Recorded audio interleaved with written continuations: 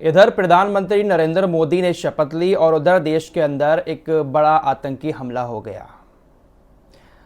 नरेंद्र मोदी की आतंक को खत्म करने की बातें एक बार फिर खोखली साबित हुई। विपक्ष ऐसा कहने लगा। विपक्ष का यह भी कहना है कि प्रधानमंत्री नरेंद्र मोदी की सरकार सिर्फ 6 से 12 महीने ही टिक पाएगी। बहुत सारी खबरों को इस एक वीडियो में आपके सामने रखने वाला हूं। शपथ ग्रहण हो चुका है, किस किस को कौन सा पद मिला है, किसको मंत्री बनाया गया है, चंद्रबाबू नायडू और नीतीश कुमार जैसे नेताओं का क्या हाल हुआ है, सारी चीजें इस रिपोर्ट में आपको अच्छे से बताऊंगा। चैनल पर पहली बार आए हैं, सब्सक्राइब करके हमारे साथ जुड़ सकते हैं, क्योंकि यहाँ पर हर तरह की खबरें बहुत कम समय में और आसान भाषा में बता दी जाती हैं। सबसे पहले आतंकी हमले की बात कर लेते हैं, उसके बाद शपथ ग्रहण की बात करेंगे और कितने दिन चलेगी मोदी जी की ये सरकार, इस पर बात करेंगे। प्रधानमंत्री नरेंद्र मोदी जब शपथ ले रहे थे तो उससे 1 घंटा पहले कश्मीर के अंदर एक आतंकी हमला हुआ।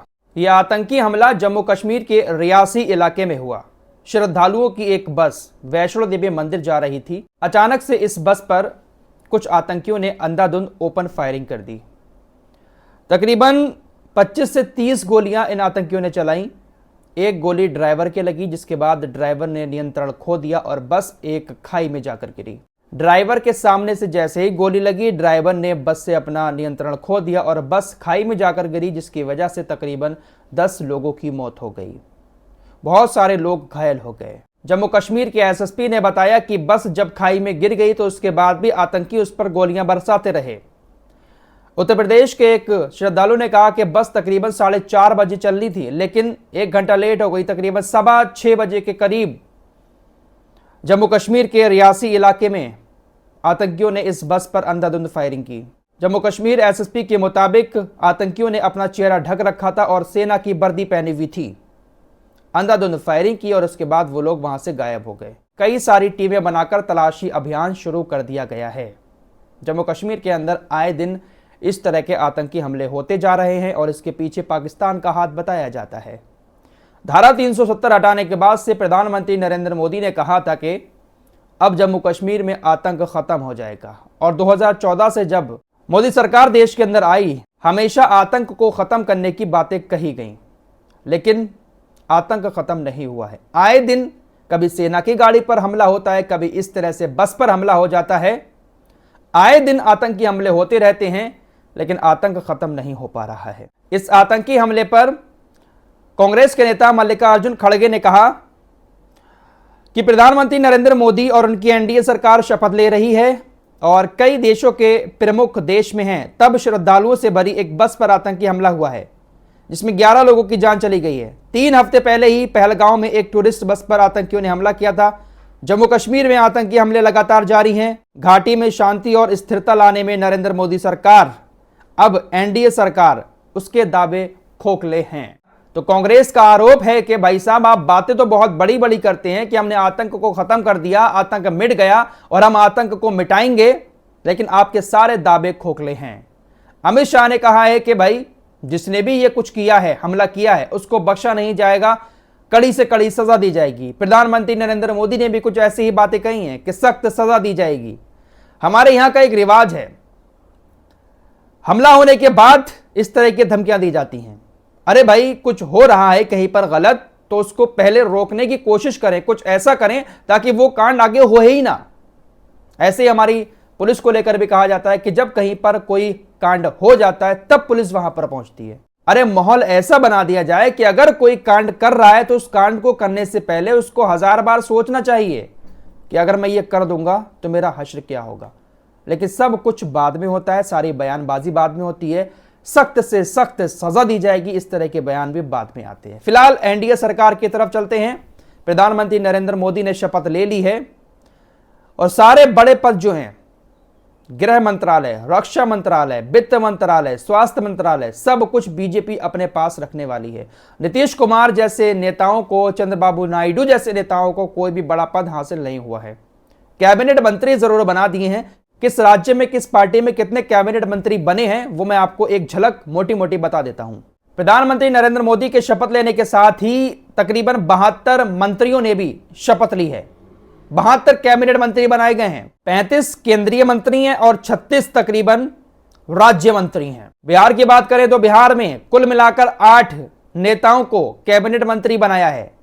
नीतीश कुमार की पार्टी के सिर्फ एक सांसद को कैबिनेट मंत्री बनाया गया है। उत्तर प्रदेश से 11 कैबिनेट मंत्री बनाए गए हैं, हरियाणा से 3 मंत्री बनाए गए हैं, कर्नाटक से 5 मंत्री, महाराष्ट्र से 6 मंत्री, मध्य प्रदेश से 5 मंत्री, झारखंड से 2, तेलंगाना से 2, ओडिशा से 2, राजस्थान से 4, पंजाब से 1, केरल से 2, बंगाल से 2, आंध्र प्रदेश से 3। आंध्र प्रदेश जहां पर चंद्रबाबू नायडू के सांसद बने हैं, वहां पर चंद्रबाबू नायडू की पार्टी के 2 सांसदों को कैबिनेट मंत्री बनाया गया है। नीतीश कुमार और चंद्रबाबू नायडू के ऊपर ही ज्यादातर लोगों की आंखें थी, लेकिन उनको उतनी बड़ी चीजें नहीं मिल पाई जितनी बड़ी चीजें उनको लेकर चलाई जा रही थी। डिप्टी स्पीकर का पद भी अभी तक नीतीश कुमार या फिर चंद्रबाबू नायडू को नहीं दिया गया है। आम आदमी पार्टी के नेता संजय सिंह ने नीतीश कुमार और चंद्रबाबू नायडू से कहा है कि भाई साहब, आप बीजेपी का स्पीकर मत बनने देना। अगर बीजेपी ने लोकसभा में अपना स्पीकर बना लिया तो आने वाले दिनों में आपके लिए मुश्किल खड़ी हो जाएगी, क्योंकि बीजेपी अपना स्पीकर बनाकर आपके जो सांसद हैं, आपकी पार्टी से लड़कर जीते हैं, उनको तोड़ने के लिए कुछ भी करेगी और उनको तोड़कर अपनी पार्टी में शामिल कर लेगी। संजय सिंह ने नीतीश कुमार और चंद्रबाबू नायडू से कहा है कि आप लोकसभा स्पीकर अपना ही बनाएं, वरना बीजेपी आपकी पार्टी को ही खत्म कर देगी, आपके ही सांसदों को तोड़कर अपनी पार्टी में शामिल कर लेगी और आपके पास कुछ भी नहीं बचेगा। फिर आप किसी लायक नहीं बचेंगे कि आप सरकार गिरा दें। इसलिए स्पीकर अपना ही बनाएं। संजय सिंह ने एनडीए सरकार पर निशाना साधते हुए कहा कि ये एनडीए सरकार आज जो शपथ ले रही है, ये 6 से 12 महीने तक ही चल पाएगी और इसके बाद इस सरकार का गिरना तय है। संजय सिंह ने कहा कि इस एनडीए सरकार का भी हश्र वही होगा जो अटल बिहारी वाजपेयी का हुआ था। अटल बिहारी वाजपेयी की सरकार 13 दिन 13 महीने वाला, वही हश्र इस सरकार का भी होने वाला है। उन्होंने कहा कि शपथ ग्रहण में हमें भी इन्विटेशन मिला था, लेकिन हम नहीं गए क्योंकि देश ने बीजेपी को नकारा है और हम ऐसी जगहों पर शपथ ग्रहण में शामिल नहीं होंगे। उन्होंने कहा कि भारत की जनता ने बीजेपी को इस बार नकार दिया, उनको सत्ता में रहने का कोई हक नहीं है। साफ कह दिया है कि यह सरकार 6 से 12 महीने तक ही टिक पाएगी। दोस्तों, एक चीज और बता दूं, चंद्रबाबू नायडू जो है ना, वो मुसलमानों को लेकर बहुत सारे फैसले करते रहते हैं मुस्लिम के फेवर में। चंद्रबाबू नायडू की तो बहुत सारी ऐसी वीडियोस भी सोशल मीडिया पर वायरल हो रही है जहां पर वो नमाज पढ़ते हुए भी नजर आ रहे हैं जमात में, सभी लोगों के साथ खड़े होकर। नीतीश कुमार भी अक्सर टोपी लगाकर इफ्तार पार्टियों में और बहुत सारी जगहों पर शामिल हो जाते हैं। तो एक बात तो तय है कि ये लोग उस तरह से बीजेपी की बातें नहीं मानेंगे और बीजेपी उस तरह से काम नहीं करेगी जिस तरह से वो अब तक करती चली आई है। लेकिन संजय सिंह ने जो बात कही है ना, कि अगर स्पीकर बीजेपी ने अपना बना लिया तो आपकी ही पार्टी में सेंधमारी करके आपके ही सांसदों को अपने साथ जोड़ लेंगे ये अमित शाह और मोदी, क्योंकि पहले भी ऐसा हो चुका है। दूसरी पार्टियों को, नेताओं को तोड़कर अपने साथ शामिल करके सरकारें गिरा दी हैं बीजेपी के नेताओं ने, नरेंद्र मोदी और अमित शाह ने।